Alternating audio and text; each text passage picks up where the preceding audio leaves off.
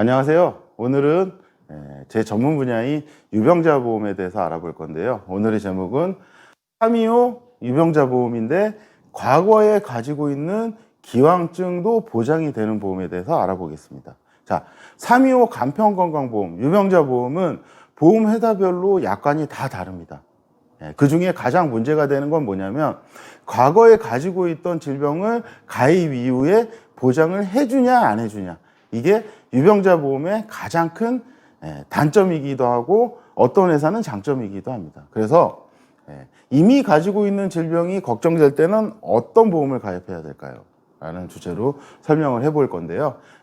325는 이미 제 영상에서 워낙 많이 나왔기 때문에 따로 설명을 해드리지 않아도 제 영상을 보시는 분들은 325 기준에 대해서는 아실 것 같으니까 설명을 안 하겠습니다. 근데 보통 만성질환자들 같은 경우에는 병원에 의사 선생님을 만났는데 입원이 필요합니다. 나중에 입원해야 될 수도 있어요. 아니면 나중에 수술을 하셔야 될 수도 있어요. 아니면 6개월이나 1년 뒤에 또 검사를 한번 해봐야 됩니다.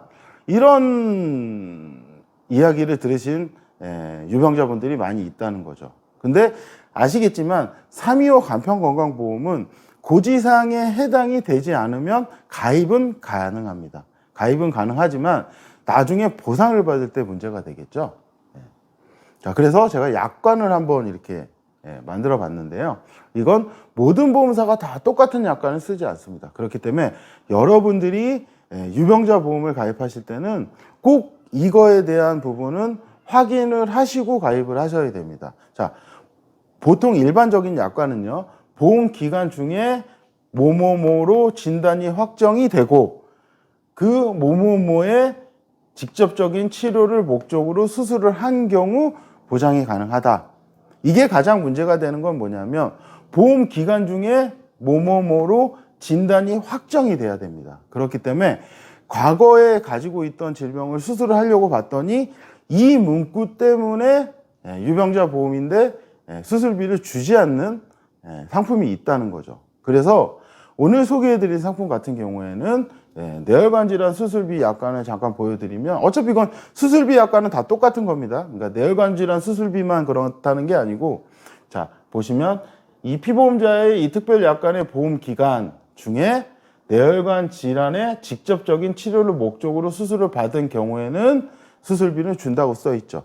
자, 뭐뭐뭐로 진단이 확정이 되고 보험 기간 중에, 이 문구 자체가 사라졌다는 거죠. 그렇기 때문에 과거에 앓고 있는 질병이 있다 하더라도 이런 상품, 이런 약관의 상품으로 가입을 하시면 나중에 325 유병자 보험이라 하더라도 수술비를 받을 수 있다는 거죠. 그래서 유병자이기 때문에 기형증이 다 있죠. 이분 같은 경우에는 만성 신장병으로 2016년도에 진단을 받은 후 지속적으로 추적 관찰을 했습니다. 그래서 2020년 올해 5월 7일 날 롯데손해보험에 325 간편보험을 가입을 했습니다. 자, 롯데손해보험이라고 얘기한 건 대표적으로 롯데손해보험뿐만이 아니고 다른 보험사도 이런 약관을 똑같이 쓰는 보험사들도 많이 있습니다. 그건 확인하셔야 돼요. 근데 가입을 한 이후에 5월 25일 날 신부전증 증상으로 입원을 했고 수술을 했습니다. 그랬을 때 이렇게 진단서가 나왔죠. 과거에 만성 신장병을 진단을 받으신 분인데 325에 해당이 없기 때문에 가입을 한 다음에 다시 진단을 받은 거죠. 그래서 이분 같은 경우에는 이렇게 34대 질병 수술비 100만 원과 64대 질병 수술비 150만 원과 질병 수술비 15만 원과 질병 수술비 1종에서 5종짜리 수술비 50만 원을 총 지급을 받으셨습니다. 과거에 내가 만성 신장병 진단을 받았지만 325에 해당이 없어서 가입을 한 다음에 보장이 된 거죠. 이 약관 때문에 여러분들이 유병자 보험이라 하더라도 꼭 약관을 확인하시라고 말씀을 드리는 겁니다. 이분 같은 경우에는 71년생인데 2017년도 5월 18일 날 백내장 진단을 받았습니다. 이러신 분들 되게 많아요. 하지만 백내장 진단을 받았다고 바로 수술을 하지 않지 않습니까? 그렇기 때문에 이분 같은 경우에는 올해 3월 달에 325 간편보험을 가입하고 3월 23일에 왼쪽 백내장 수술, 4월 1일에 보험금을 청구를 했습니다. 그래서 보상이 완료가 됐다라는 거죠. 오른쪽 눈만 수술했으면 오른쪽 눈 수술비만 나왔을 테고 왼쪽 눈도 수술했으면 양쪽 양안의 수술비가 각각 나왔을 겁니다. 이거는 약관 때문에 받을 수 있는 겁니다. 그래서 대략적으로 보험료 수준이 어느 정도 되는지 제가 설계를 한번 해봤는데요. 일단 질병수술비 1종에서 5종 수술비 34대 64대 수술비 이렇게 기본적으로 설계를 했을 때 50대 같은 경우에는 보통 5만 원 정도면 가입이 가능하다라는 거죠.